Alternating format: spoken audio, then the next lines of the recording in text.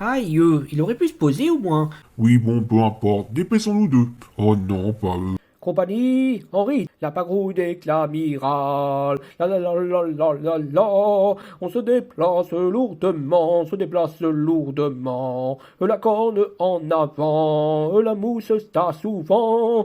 Au nom de la justice, au nom de la justice. La la la la la la la. Avec un alignement de par deux de deux ou croix par croix, on écrase les météores en laissant plein de débris. Et on circule dans l'espace, on circule, l'Hercule circule dans l'espace. C'en était où déjà? Tu as les anciennes génériques.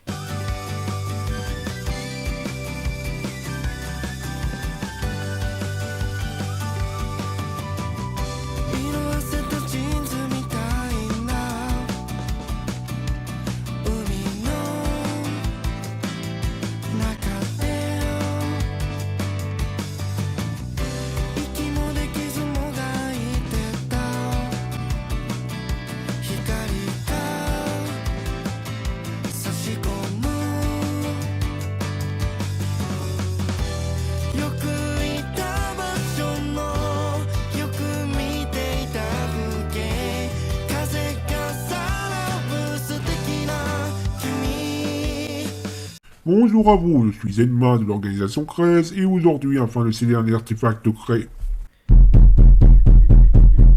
très emmerdant, on va parler de Hyakki, un animé à 103 épisodes qui raconte un groupe de lycéens a reçu une invitation à participer à une croisière.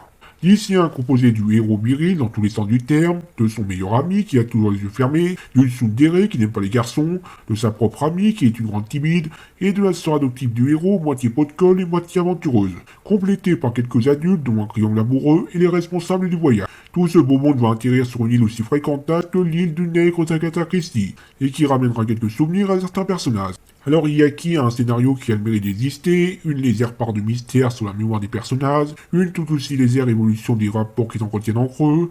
On sent également que ces personnages simplistes mais passables pour un animéa sont impassifs et ne sortent pas de nulle part. Et du côté des adultes, un triangle amoureux quasiment réaliste. Après ça, c'est du côté des Antilles, du côté des méchants, c'est moins brillant. Et pour en parler, on va devoir spolier. Donc pour ceux qui n'auraient pas vu Hyakki, on vous suggère soit d'aller le voir si vous avez au moins 18 ans, soit de sauter ici.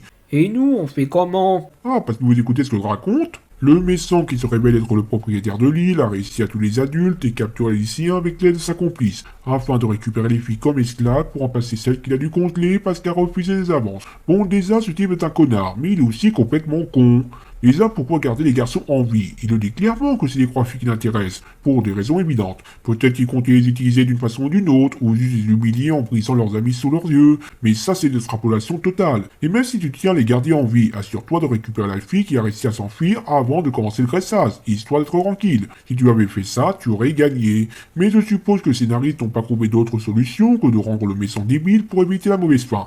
Car il se fait avoir bêtement, l'entraînant dans une rase meurtrière, le poussant pour éliminer tout le monde, y compris sa complice. Ce qui fait que même s'il avait réussi à tuer tout le monde, tout son travail pour les amener sur son île n'aurait servi à rien. Et j'aimerais bien savoir comment il comptait justifier ses cadavres à la police. De toute façon, il se fait tuer par son assistante qui l'a trahi, ça lui apprendra à masser son personnel, mais avant il a eu le temps de tuer la petite sœur, qu'il avait déjà tuée 8 ans auparavant, ainsi que son frère, et on découvre qu'ils ont été réincarnés par le temple de l'île qui refera la même chose à la fin de la série. Je déteste l'ordre de Dos Es Machina. Sinon, à part ça, comme je l'ai dit, le scénario passe à peu près. Tout comme les graphismes, le côté post-apo de l'île qui est bien représenté. Bien entendu, ils n'ont pas raté les filles ni les scènes de Croque de Massacruc, qui se résument à de la domination avec des cordes, du fouet et l'électrocution, du cri classique. Au passage, la scène Yuri est dans le top 5 des scènes préférées de Zianot. Oui, je sais, il est un peu marteau. Marteau? Oh, c'est un assez joli prénom, Marteau.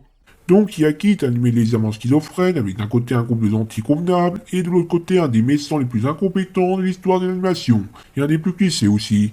Et comme personne ne devrait repasser son petit à la noix, on va pouvoir laisser ce triangle de sa fille dans le temple et trouver l'entrée des reclus. Avant de perdre tout ça, vous allez nous dire ce que vous pissez sur notre barre d'entraînement.